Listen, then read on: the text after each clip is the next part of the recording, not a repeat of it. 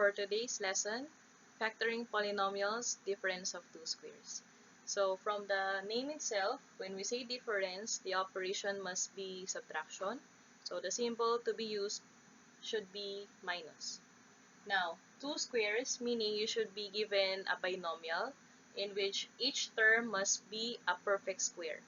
So for you to identify if the term is a perfect square, the numerical coefficient must have a square root, just like 64. The square root of 64 is 8 because 8 times 8 is 64. Same goes with 49. The square root of 49 is 7 because 7 times 7 is 49. For the variables or for the literal coefficients, in order for you to identify if they are perfect squares, you take the variable with the exponent. If the exponent is a multiple of 2, therefore it is a perfect square. So let's start. First step is to put two pairs of parentheses. In each parentheses or in each pair of parentheses, you put a plus or a minus sign. So pwedeng mauna si minus, tapos si plus, or si plus muna, then si minus. Next, we get the square root of the first term since siya ay perfect square.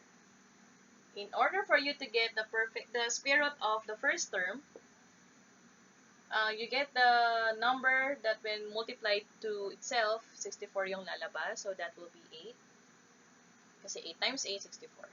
Now, you copy the variable a, then you just simply divide 2 by 2.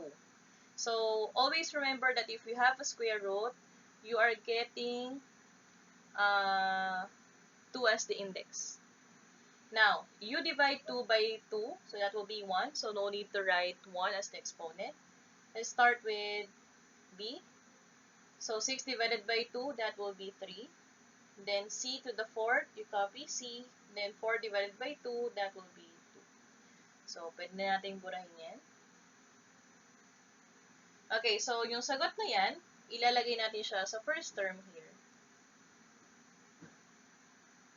Same goes here.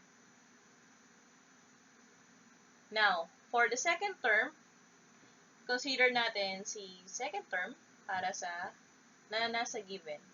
49 x to the 4th y squared. So, square root of 49, that will be 7 kasi 7 times 7 equals 49. Now, you copy the base x and then you divide 4 by 2, so that will be 2. For y squared, we have 2 divided by 2, that will be 1. So, no need to write 1. Now, yung sagot natin, yun ang ilalagay natin dun sa second term sa ating sets of parentheses. So, ito yung magiging final answer natin kapag difference of two squares. So, kung mapapansin nyo, magkamukha sila. Ang pinagkaiba lang ay isang addition, isang subtraction.